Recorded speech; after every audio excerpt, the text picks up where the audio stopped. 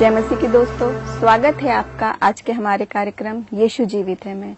सबसे पहले हम आपका धन्यवाद करना चाहते हैं कि आप इस कार्यक्रम को देखते हैं, हमें निरंतर प्रोत्साहित करते हैं, आपके हमारे पास सुझाव आते रहते हैं और हम निमंत्रित करते हैं अगर आपकी जिंदगी में भी प्रभु ने ऐसे कोई बड़े काम किए हैं तो क्यों ना आप हमारे साथ शामिल हो, इस कार्यक्रम में अपनी गवाहियां दें और लोगों तक बताएं इस बात को कि यीशु मसीह सचमुच जीवित है। आज हम फिर से आपके सामने एक बड़ी जबरदस्त गवाही लेकर उपस्थित हुए हैं और हमारे साथ स्टूडियो में मौजूद हैं डॉक्टर पुष्पा मैसी जी। हम आपका स्वागत करते हैं कि आप अपना बेशकीमती वक्त निकालकर यहाँ हमारे बीच में आई हैं, हमारे दर्शकों तक कुछ आशाजनक बातें बताने कि प्रभु ने आपके जीवन में कैसे काम किए। सबसे पहले हम चाहेंगे मैडम कि आप अपने बारे में एक संक्षिप्त परिचय हमारे दर्शकों को दीजिए। बहुत बहुत धन्यवाद अंजलि जी, और मैं दर्शकों को भी प्रेज द लॉर्ड कहती हूँ कि मुझे ईश्वर ने मौका दिया कि मैं आप लोगों के बीच में अपनी कहानी कह सकूं, जो मैं प्रभु के साथ चली और कैसे मैंने उपलब्धियों को प्राप्त किया। मैंने उपलब्धियों को प्राप्त किया एक गरीब लड़की से जो नंगे पैर स्कूल जाती थी और वो इंटरनेशनल वक्ता है। वो लड़की जो कुछ नहीं जानती थी पर उसको परमेश्वर ने बुद्धि और ज्ञान दिया और वो इतनी ज्ञानवर्धक हो गई कि वो पीएचडी दो विषय में कर सकी। थियोलॉजी में पीएचडी किया उसने और एजुकेशन में पीएचडी किया उसने, और वो बांझ स्त्री थी जिसका बच्चा मर गया था, परंतु परमेश्वर ने उसको 2 बच्चे दिए। 19 तारीख को एक बच्चे की डेथ हुई और वो हन्ना के समान रोती रही, आंसू बहाती रही, और परमेश्वर ने सुधि ली और उसको 2 बच्चों से मामूर किया। पहले बेटे का नाम उसने रखा सैमुअल, दूसरे बेटे का नाम रखा उसने इमैनुअल। सैमुअल का अर्थ है यीशु मेरे साथ, और इमैनुअल का मतलब क्या है? प्रभु हमारे साथ है। मांगा हुआ परमेश्वर से मांगा हुआ और प्रभु मेरे साथ। आज मैं 2 बच्चों की एक ब्लेसेड मदर हूँ। वो औरत जिसको लोग बदनाम करते थे कि इसका बच्चा अब नहीं होने वाला, पर परमेश्वर ने मुझे वो ब्लेसेड मदर की उपाधि दूसरों के द्वारा दिलवाई। मैं ईश्वर को धन्यवाद देती हूँ, मुझे बुलाया, मुझे मौका दिया कि मेरे एक्सपीरियंस को सुन करके आपके जीवन में अगर थोड़ा सा भी बदलाव हो तो मुझे प्रभु उसका इनाम देगा, मेरे लिए ताज रखेगा। यदि एक गवाही को सुन करके आप अपने बच्चों को बता सकें, जवान बच्चियां मेरे गवाही को सुन करके अपने जीवन में परिवर्तन ला सके। सो धन्यवाद करते हैं हम डॉक्टर पुष्पा जी कि आपने इतनी सुंदर बात हमें बताई। हम ये जानना चाहेंगे और हमारे दर्शक भी कि क्योंकि आप बहुत विश्वास में आज हम देख रहे हैं आगे बढ़ी और प्रभु ने कहां से कहां आपको पहुंचाया है, तो ये विश्वास की शुरुआत किस प्रकार आपकी जिंदगी में हुई? हाँ मैडम, ये मौका मिला कि मैं अपनी गवाही दे सकूं कि मेरी पैदाइश रायपुर राजा तालाब सिविल लाइंस में हुई, जहां एक नेता रहा करते थे शारदा चरण तिवारी जी, और उनके सामने लगातार लाइन में बिल्कुल ऑर्गेनाइज्ड तरीके से 12 क्वार्टर एक लाइन में लगे हुए थे और उसे सिविल लाइंस कहा जाता था। वहां एक नहर बहती थी और उस वक्त मैं 3री कक्षा में रही थी और हो सकता है कि मेरी उम्र 7-8 वर्ष की हो, और उस वक्त एक युवक आए जो 21-22 साल के थे और वो केरल से आए हुए प्रभु के वो जोश में भरे हुए और छत्तीसगढ़ में आकर के वो घर घर में यीशु के प्रचार करने लगे। यीशु कैसे मरा हमारे लिए, मेरे और आपके लिए, पापियों के लिए मरा, और उसने क्रूस की कथा हम जो पढ़ते हैं वो सहली, क्रूस के कांटों को ताज और हाथ और पैर में कीले ठुकवाए उन्होंने हमारे लिए। ये बात हमारे पड़ोस के लोगों को दिल में घर कर गई और वो उनके प्रचार सुनने के लिए जाने लगे, और जाने जब लगे तो वो देखते हैं और हफ्ता 15 दिन के बाद वो पड़े हुए हैं सुबह सोए हुए ऐसे दुकानों के बीच में जो 11 बजे रात को बंद होती है, और उसके वरांडा में सोए पड़े हैं। मेरी माँ का दिल बिल्कुल दया से भर गया, और मेरी माँ का नाम था प्रेमी, और लोग कहते थे प्रेमी बुआ, यानी बहन, प्रेमी बहन। तो वो प्रेमी बहन अपने पास्टर को देखी कि वो जमीन में सो रहे हैं, वो केरल के हैं, हिंदी नहीं आती, टूटी फूटी हिंदी में वो प्रचार करते हैं क्योंकि उनको यीशु की धुन लग चुकी थी। फिर सबने 2-4 फैमिली ने मिलकर उनके लिए एक मकान किराए में रखा, परंतु किराए पटाने के लिए कोई पैसा नहीं था, और पैसा नहीं था तो मेरी माँ तो बिल्कुल कुबेर स्त्री थी, वो अपने दिल की कुबेर थी, उसको फिजिकली पैसे नहीं थे, वो गरीब स्त्री थी, वो सिलाई करती थी, मिशनरियों का मेज पोश बनाती, पलंग पोश बनाती और छोटे बच्चों के फ्रॉक और शिमीज सिला करती। ये सारे पैसे जमा करके वो PS सैमुअल का मकान का किराया उस वक्त 12 रुपए था, उसको 12 रुपए देती।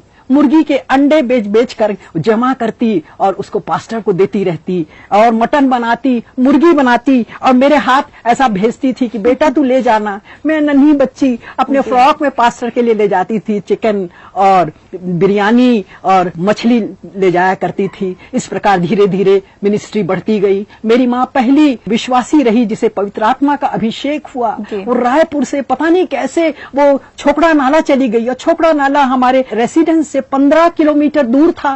वो कैसे पहुंच गई वहां पर, और प्रार्थना करने लग गई, और वहां पर वो पवित्र आत्मा से भर के वापस आई। तो उन्होंने यहीं से मेरी माँ की मिनिस्ट्री शुरू हुई, और वो केवल आत्माएं बचाने का कार्य करती रही। बड़े बड़े लोगों के घर जाती, वो छोटे लोगों के यहाँ नहीं, बड़े बड़े जो पोजीशन होल्डर्स हैं उनके लिए के पास जाती और प्रचार करती। पर प्रचार करने के पहले वो अपने पोटली में अंडा ले जाती, उनको खुश करती, वो खुश हो जाते। और वचन में, भजन संहिता में लिखा है कि कोई भी व्यक्ति, जो बड़ा व्यक्ति भी क्यों ना हो, उस थोड़े से इनाम से वो प्रसन्न हो जाता है। वो प्रसन्न हो जाते और सुनते मेरी माँ की गवाही। कई लेडीज लोग, वो टायर वाले थॉमस, वो कन्वर्ट हो गए। मिसेस रमानी जो पुलिस में बड़े अधीक्षक थे वो बच गए, थॉमस वो बच गए। ऐसे बड़े बड़े लीडर्स बचते गए और मेरी माँ परमेश्वर के अनुग्रह में आगे बढ़ती गई। और मैं तो तीसरी कक्षा की बच्ची थी, चौथी में पहुंची। और मैं क्या करती थी, जैसे हमारे पास्टर सैमुअल वो प्रचार सुनाते और लोग विश्वास में आते और बपतिस्मा देते। मेरे घर के सामने नहर बहता था, मैं भी बपतिस्मा देना शुरू करी। छोटे छोटे बच्चों को पकड़ के ले जाती और पिता पुत्र के नाम से मैं बपतिस्मा देना शुरू करती। उनके नाक में क्या भर जाता था पानी, परंतु न जाने मैं शायद अपने भविष्य का मैं पहले प्रदर्शन कर रही थी कि आगे चल करके मैं भी बपतिस्मा बनूंगी, मैं भी रेवरेंड बनूंगी और प्रभु की आत्माएं जीतेंगी। तो आप सोच सकते हैं कि परमेश्वर जो है ये माता के गर्भ में आने से पहले आपको चुन लिया है, और वो चुन लिया है इसीलिए हम सब ऐसा करते हैं। नहीं तो गरीब घर के लोग कैसे दान दे करके दूसरों को उठाते हैं, क्योंकि वचन में लिखा है कि आपको गरीबों को, अनाथों को, विधवाओं की सुधि लेना है। मेरी माँ के मन में यही भावना थी मैडम, और इसी भावना के तहत मुझे वो गाना याद आता है कि एक गाना है, गरीबों की सुनो वो तुम्हारी सुनेगा, तुम 1 पैसा दोगे वो 10 लाख देगा, गरीबों की सुनो। सच में ये वचन मेरे बाइबल का है, ये हमारे बाइबल का है ये वचन, परंतु उसको दुनियादारी लोगों ने, वो गीतकार लोगों ने उस बोल को लिया और उसको राग में पिरो करके हमको बिल्कुल सुनने में कितना सुमधुर लग रहा है, परंतु वो तो 10 लाख की बात कर रहा है। परंतु हमारा यीशु अपरंपार आशीषों से भर देगा। मुझे अपरंपार आशीषों से भर दिया। मुझे बांझ स्त्री बोलते थे और मुझे 2 आनंद करने वाली बच्चों की माता बना दिया। कितने आश्चर्य कर्म है, कितने आश्चर्य कर्म है। और मैं बताऊंगी आगे कि कैसे मेरा एक बच्चा मर गया 19 तारीख को, 19 को मरा है, और उसके बाद मैं रोती रही हन्ना के समान। प्रभु मैंने तो अपनी जवानी में न दाएं मुड़ा न बाएं मुड़ा, बस तेरी राह चलती रही, फिर क्यों ऐसा मेरे जीवन में हुआ। और मैं रोती रही, प्रभु रोती रही, प्रभु तू मुझे आशीष दे, तूने एक बच्चा लिया है मेरे को 2 चाहिए, मेरे को डबल चाहिए। जैसे अय्यूब को तूने डबल दिया आशीष, मुझे भी तू देगा। और सच में प्रियो, मेरे यीशु ने 2 बच्चे दिए। पहले बच्चे का नाम सैमुअल रखा, प्रभु के द्वारा दिया गया, और दूसरे बच्चे का नाम इमैनुअल रखा, प्रभु मेरे साथ। पहला बच्चा इंजीनियर है और पास्टर भी है कुवैत में, वो प्रभु को नहीं पहला स्थान देता है और इंजीनियर है वहां पर। और दूसरा बच्चा BSP में ऑर्थोपेडिक सर्जन है, हड्डी का डॉक्टर है। तो इस प्रकार ये आगे चलती गई मेरी प्रक्रिया और मैं 32वां दे करके फिर आगे बढ़ती गई और उसके बाद सब कुछ बढ़िया चल रहा था, बहुत अच्छा वातावरण थे, हम लोग मिडिल क्लास फैमिली थे। अचानक शैतान ने आक्रमण कर दिया। जैसे यीशु वो जब आया 32वां लिया, उसके बाद वो बिल्डरनेस में और वो सब चला गया जंगल में और उसमें 40 दिन तक उपवास किया और उपवास के बाद उसे भूख लगी और शैतान ने आक्रमण किया। सेम हमारे साथ भी आक्रमण हुआ कि मेरी दादी ने पूरा प्रॉपर्टी वो मेरी बुआ को दे दिया, फुफ्फी को दे दिया और हम लोगों को निकाल दिया गया। हम लोग कुछ नहीं, अपने कपड़े और थोड़े से बर्तन लेकर के निकाल दिए गए, क्योंकि ये कोर्ट के नियम के अनुसार आपको निकलना था। हम निकल गए और हम कहाँ रहेंगे ये नहीं मालूम। फिर उसके बाद एक विश्वासी आदमी ने कहा कि अब सिस्टर आपके वहां पर मकान है। मेरी माँ से कहा अधूरा बना है, आप जाएंगे? मेरी माँ बहुत खुश हो गई। प्रभु के लोगों को नहीं छोड़ता यीशु। वो जब जब हम गुहार लगाते, हम विनती करते, उनके कान हमारी ओर लगे रहते हैं जी। और उन्होंने घर गए, हमने उसमें मिट्टी का प्लास्टर किया, जमीन को मिट्टी से लीप दिए और वहां पर रहने लग गए। और हम कभी निराश नहीं हुए, हम अपनी फुफ्फी से बदला नहीं लिए। मेरी माँ तो बर्थडे क्रिसमस के दिन उनके लिए साड़ी ले जाती थी। क्या ऐसा विश्वासी देखा है जो अपने दुश्मनों के लिए साड़ी ले जाए? कभी कोई ग्रज नहीं, कभी कोई उससे वाद विवाद नहीं कि तुम मेरे से छोटी हो, ये क्रिसमस की साड़ी और उसको पकवान ले जा करके देती थी मेरी माँ। ये सच में परमेश्वर के जो सही फॉलोअर्स हैं उनके गुण हैं, क्योंकि जब वो कहा गया आज्ञाओं में कि हम प्रार्थना करते हैं कि हमें क्षमा कर, जैसे हम अपने अपराधियों को क्षमा करते, हम क्षमा नहीं करते और अपने मन में पालते रहते, वो ही हमारा दुश्मन। हमारी स्थिति, हमारी गरीबी का जिम्मेवार वो है। पर हमारी माताजी ने कभी कुछ नहीं किया और हम बढ़ते गए। बड़े भाई की शादी हो गई, हमारी भाभी ने कहा कि हम नहीं मदद कर पाएंगे, आप अपना देखिए। और मैं बहुत इंटेलिजेंट, बहुत ज्यादा अपनी क्लास की topper, from the very beginning I was the topper in whole education, in my whole education journey. Matric pass किया मैंने और उसके बाद बीएससी, एमएससी, एमएड, फिर पीएचडी इन एजुकेशन, फिर पीएचडी इन थियोलॉजी, सब में मैंने टॉप किया। तो इस प्रकार प्रभु ने बुद्धि दे दी मुझे, क्योंकि यहोवा का भय मानना बुद्धि का आरंभ है। होने के बाद जब मैंने 32वां ले लिया और तब रिजल्ट निकला और मुझे 76% 11वीं में मिले और 3 विषय में डिस्टिंक्शन मिले, एक तो जनरल साइंस, दूसरा सोशल स्टडी और तीसरा बायोलॉजी। इस प्रकार मैं होशियार रही और आगे बढ़ती चली गई, बढ़ती गई। अब 9th में आ गई जब प्राइमरी स्कूल से, और जब निकाल दिया गया हमको घर से, तब हम बड़ी गरीबी में थे प्रियो। और मैं आपको बताना चाहती कि गरीब लोग ही सबसे ज्यादा परमेश्वर के लिए देते हैं। वो विधवा को याद कीजिए कि थोड़ी सी दमड़ी उसने दिया और उसको परमेश्वर के नाम लिखा गया, क्योंकि वो पूरा मन अपना उंडेल दी थी। तो ऐसे ही हम लोग उस झोपड़ी में रहते हुए 10 पैसा फुट के हिसाब से मेरे पिता ने एक प्लॉट खरीदा। हमारे पास ईंट खरीदने के लिए नहीं था, और ईंट खरीदने के लिए बड़ा भाई तो शादी होके अलग हो गया। उसके बाद बहन थी उषा, मेरी बड़ी बहन थी मुझसे, वो 8 साल बड़ी थी, उनको फिट्स आते थे। माँ दुआ करती रहती थी कि मेरी बेटी को फिट्स ना आने दे, और वो प्रभु के पीछे चलती रही और फिट के लिए बहुत दुआ करती थी। अब तीसरा मेरा भाई था जो कि इंजीनियरिंग कॉलेज में उसका एडमिशन हो गया था, पर गरीबी के कारण वो रायपुर के इंजीनियरिंग कॉलेज को छोड़ दिया और आईटीआई में उसने इलेक्ट्रीशियन में ज्वाइन कर लिया। तो पैसे की कमी ने इंसान को कहां से कहां बना दिया। तो इस प्रकार मैडम मेरा भाई जो है इंजीनियरिंग छोड़ दिया और मैं तो छोटी क्लास में थी, 9th-10th में थी, और मुझको हम दोनों मिलकर ईंटा बनाने लगे। ईंट बनाते समय वो मिट्टी है, रेत है, ये सब को पैर से आपको ये करना पड़ता है। मेरे पैर बहुत मोटे मोटे पंजे हैं मेरे पास, क्योंकि मैंने ईंट बनाना सीखा है। वो ईंट बना के हम लोगों ने 4000 ईंटें बना दी, सुखा दिया और उसको भट्टे में उसमें आग लगा दी ताकि वो पक जाए। पर हम असफल हो गए, क्योंकि हम तो जानते नहीं थे, हमको उतना स्किल्ड वर्कर हम लोग नहीं हैं। हमने देखा ये लोग ईंट बनाते, हमने भी ईंट बना लिया और खूब काम किया। और जो खेत मेरे पिता ने 10 पैसा फुट में खरीदा था, वो करीब 8 फुट गहरा था। और मैं जाती स्कूल, और स्कूल जाने के पहले सिर पे मिट्टी रखती और उसको पूरा करती। मेरा भाई, बड़ा भाई मुझसे जो इंजीनियरिंग छोड़ दिया, खोदता और मैं सिर पे लाके ढोती जाती और उसके गड्ढे को पूरा करती जाती। ऐसे 8 फुट पूरे किए। तब उसके बाद फिर नींव खुदी गई और मेरे पिता को किसी ने बताया कि एक खंजर ईंट होती है, आधी पौना ईंटा, उसको खरीद लो सैमुअल तुम,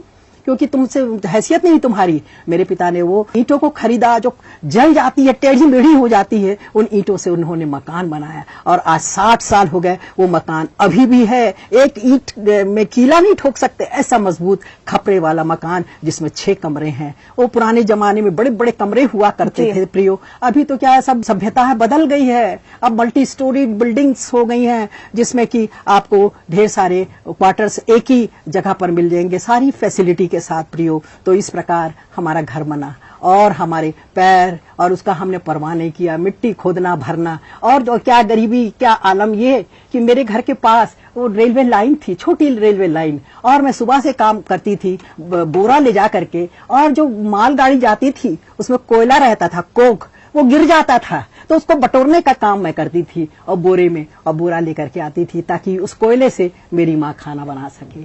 और मेरे घर के पास ही एक सोप फैक्ट्री थी देखिए, और साबुन का कारखाना। तो साबुन कारखाने से कुछ उसके वेस्ट वाटर निकलता है, वेस्ट वर्ज्य पानी मिलता है, जल निकलता है जो बेकार का बहता रहता है। मैं बाल्टी ले जाती और उस बेकार के पानी को मैं कलेक्ट करके और फिर घर में लाती। मेरी माँ उस कपड़े से उस पानी से कपड़े धोया करती। तो इस प्रकार मेरा जीवन केवल कुर्बानी, और तब तक 9th-10th में आ गई, और तब टीनेजर वय संधि के पीरियड में लड़के लड़कियां एकदम एक दूसरे के प्रति आकर्षित हो जाती हैं। आकर्षित हो जाते हैं लड़के, क्यों होते हैं ये उनकी गलती नहीं है, ये बॉडी स्ट्रक्चर ही हमारा बनाया गया है। मैं तो बीएड कॉलेज में मैं हेड ऑफ द डिपार्टमेंट हूँ और साइकोलॉजी में लेती हूँ। तो उसमें ये बताया गया है कि जो मास्लो थ्योरी है वो यही है कि वो बिल्कुल ट्रायंगल के समान है। और ये मास्लो थ्योरी में सबसे पहला जो आवश्यकता है समाज के व्यक्ति की, जो पुरुष हो या स्त्री हो, उसका है भूख, desire for, drive for food, भोजन की इच्छा। तो इस प्रकार आकर्षण जो पैदा होता है, ये वय संधि 13 से लेकर के 19 एज तक वय संधि पीरियड होता है, जो बहुत ही खतरनाक पीरियड है देखिए। और दूसरा पीरियड होता है आफ्टर 40, 40 साल के बाद। ऐसे लोग मजाक में कहते हैं after 40s man become naughty.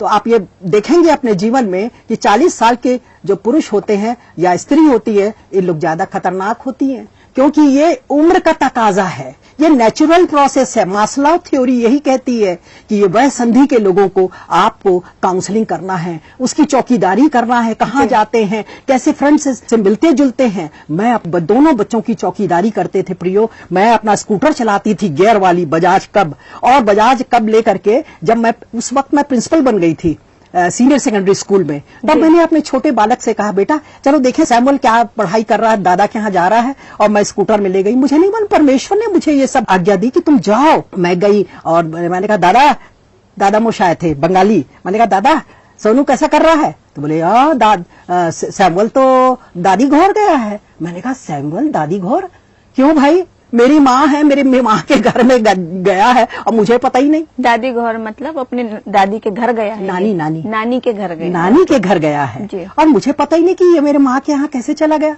और मैं चुप रही, मेरा हृदय रोता रहा, आंसू आंसू। मैं इतनी विश्वासी स्त्री, मेरा बालक मुझे धोखा दे रहा है, और वो कैसे नानी के घर गया, वो पढ़ाई क्यों नहीं करता है? और मैं रोती रही और रोते रोते, जितने दोस्त होते हैं, 5 दोस्त थे उसके। हाँ, तो फिर इसके बाद आंटी क्या हुआ? वो क्यों नहीं थे भाई आपके बेटे वहाँ पर? हाँ, मेरा बेटा नहीं था और मैं घर नहीं गई। मेरा दिल गवारा नहीं किया कि मैं घर जाऊं बिना प्रभु से पूछे कि क्यों ऐसा है, क्यों ऐसा है। और मेरे को प्रभु ने बोला, तू अपने बच्चे को मत मारना, उसको डांटना नहीं। उतनी देर मैं स्कूटर चलाती रही, प्रभु से दिल से मांगती रही मैं क्या करूं, क्योंकि हृदय तो गुस्से से भर गया था। पर उस गुस्से को शांत करने के लिए स्कूटर के 3-4 किलोमीटर में चलती गई। और तब मैं सोची कि प्रभु ने मन में डाला, सब उसके दोस्तों के पास जा। मैंने कहा, राजीव, सैमुअल आता है क्या आपको 2:30 से 4 बजे के बीच? तो बोले, नहीं आंटी, इस प्रकार मैंने 5 बच्चों से पूछा और उसके बाद घर आई। सैमुअल को पता ही नहीं चला कि मम्मी क्या है, पर जब दोनों बच्चे मेरे डीपीएस में पढ़ते थे और जब डीपीएस स्कूल गया तो बच्चे पूछने लग गए, अरे सैमुअल तुम्हारी मम्मी आई थी पूछने, कहाँ जाते हो तुम 2:30 बजे। ये था उसका इलाज और वो शांत हो गया। अब जब वो प्रभु में है, इंजीनियर है, तब बताता है कि मम्मी मैं तो रोज पिक्चर जाया करता था। आप सोचिए कि कैसा हिसाब किताब रहता है बच्चों का। ये टीन एजर है, इस टीन एज में बच्चे कुछ भी कर सकते हैं प्रियो। इसलिए मैं माताओं को और बहनों को यही कहना चाहती हूँ कि आप अपने बच्चों की रखवाली कीजिए।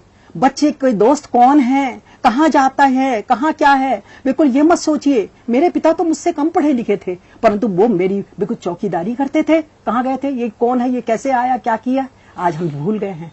आज हम सोचते हैं हम तो गरीब थे, अब हम धनवान हो गए तो बच्चों को बढ़िया बढ़िया ड्रेस पहनाएं और बड़े बड़े स्कूटर दे दें और मोटरसाइकिल दे दें, कार दे दें। इस प्रकार की आज की ये हो गई पीढ़ी। परंतु नहीं प्रियो, अपने बच्चों को अपने संरक्षण में रखिए और सुबह से शाम तक उनको परमेश्वर की आश्चर्य कर्मों का वर्णन किया करना कि हम लोग भिखमंगे थे, हमारे पास पैसे नहीं थे, हम ऐसे करते थे, कोयला बिन के लाते थे, गोबर बिन के लाते थे, और बेटा हम अभी ये हो गए हैं। प्रभु को बहुत धन्यवाद देते। सच में हर परिवार को अपने बच्चों की चिंता करना है, चरवाही करना है। बिल्कुल सही बात आपने ये बताई मैडम हमें आज, क्योंकि परमेश्वर का वचन भी ये कहता है कि अपनी जवानी के दिनों में अपने सृजनहार को स्मरण कर। तो माता पिता का भी ये उद्देश्य है। और खास तौर से हम धन्यवाद इस बात के लिए करते हैं कि जो आपने अपनी व्यक्तिगत अनुभव की कहानी बताई है, जो कि शुरुआत है वो बहुत ही दर्दनाक तरीके से आपने शुरुआत की, लेकिन प्रभु का वचन इतना सामर्थ्य है जो कहता है कि जो कंगाल की सुधि लेता है वो परमेश्वर को उधार देता है। ऐसे शब्द वचन में इतने मजबूत शब्द हैं कि सारे सृजनहार को कौन उधार दे सकता है, लेकिन प्रभु का वचन कहता है जो कंगाल की सुधि लेता है वो परमेश्वर को उधार देता है। तो उन्हीं उधार को देते हुए आज हम देख रहे हैं आपकी जिंदगी हमारे सबके सामने है, एक जीवित गवाही है कि ये बता रही हैं अपनी कहाँ से इन्होंने स्थिति शुरुआत की, जिसके पास रहने को नहीं हो, खाने को नहीं हो, और बिन बिन के उसको वो इस्तेमाल करते थे घर में। खासतौर से आपकी माता का आप पे बहुत प्रभाव रहा, क्योंकि वो एक विश्वासी थी। हम आपकी जिंदगी से देखे कि आपने उनसे बहुत कुछ सीखा है। जी हाँ, जी।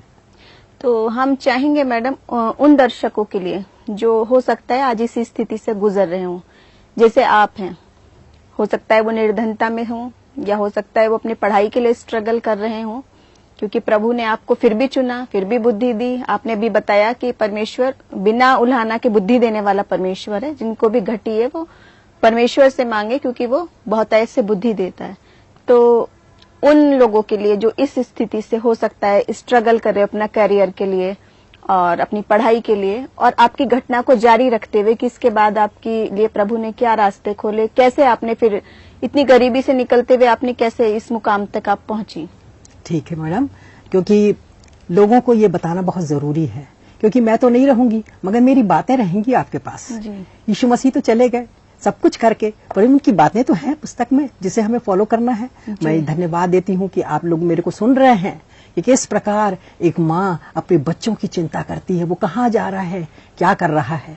और मैं बता रही थी आपको कि किस प्रकार मैं 9th क्लास में आई और 10वीं कक्षा में गई, और ये वय संधि टीन एज बच्चों में इस प्रकार की भावनाएं आती हैं कि वो अपोजिट सेक्स के प्रति आकर्षित होते हैं, परंतु परमेश्वर जिसको चुन लेता है उसको हमारा बीएड और साइकोलॉजी ये कहता है कि इमोशनल इंटेलिजेंस अलग चीज है। इंटेलिजेंस के बहुत रूप हैं, बहुत प्रकार हैं, बुद्धि के प्रकार बहुत हैं, उनमें से एक प्रकार है इमोशनल इंटेलिजेंस। और वो इमोशनल इंटेलिजेंस पवित्र आत्मा के द्वारा हमें मिलता है, जिसमें हमें भले आकर्षण होता है। मेरे जीवन में भी ऐसी मौका आया कि बड़ा हैंडसम लड़का है, हाय कितना हैंडसम है, हाय बिल्कुल देवानंद जैसे दिखता है, पर दूसरे क्षण ये आता है मैं गरीब हूं, मुझे आगे बढ़ना है, मुझे ऑफिसर बनना है। क्या ये भावना हमारे बच्चों में नहीं है? मैं तो प्रिंसिपल तक पहुंच गई, प्रोफेसर भी बन गई, परंतु मेरे ईसाई बच्चे उस स्कूल में नहीं, उस कॉलेज में नहीं। मेरा दिल रोता है प्रियो, ये क्यों? ये आप माँ बाप के कारण। आपने उनको ठीक शिक्षा नहीं दी, खूब अच्छे अच्छे ड्रेस पहना है, मेरा बच्चा अच्छा दिखे, आज खराब दिखे।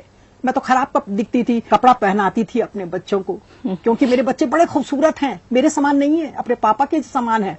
और लड़कियां आकर्षित 9th क्लास 10वीं क्लास से, मेरे को डर लग गया। उनको ऐसे कपड़े पहनाती जिसमें कि वो ऑर्डिनरी दिखे, खूबसूरत ना दिखे, और उसमें भी ये लड़का पिक्चर देखता था। सोच लीजिए सैमुअल आज वो पास्टर है। तो आप देख रहे हैं कैसे जीवन में परिवर्तन। और छोटा बालक मेरा आज्ञाकारी बेटा था। तो अभी तो मैं वह संधि की बात कर रही हूँ कि वह संधि में कैसे कैसे हो जाते हैं बच्चे। मैं जब प्रिंसिपल बनी थी प्रियो, तब मैंने 50 बच्चों की जिंदगी बदल दी। सब अन्य जाति के, सभी जातियों के बच्चे, कोई 8वीं के बाद टेम्पो वाले के साथ आ रहे, फिर वापस जा रहे और उसके बाद भाग गए। कभी कुछ कितने पुराने बस्ते मेरे कबर्ड में रखे हुए हैं जिनकी जिंदगी मैंने बनाई, और आज वो अच्छी माँ हैं, उनकी शादी हो चुकी है। तो ये सब क्यों है? क्योंकि मैं प्रभु के लिए जलन रखती हूँ, चाहे वो किसी भी जाति का क्यों ना हो। प्रभु सबका प्रभु है, वो किसी एक वर्ग विशेष का प्रभु नहीं है, वो सबका प्रभु है। तो मैं आपसे यही कहना चाहूंगी कि वह संधि के टीनेजर के रूप में आप देखिए कि आप अपने बच्चों की किस प्रकार रखवाली कर सकते हैं, चिंता कर सकते हैं, और इनको कभी भी नहीं मारना है, केवल प्यार से समझाना है। इनडायरेक्ट उनको पनिशमेंट देना है।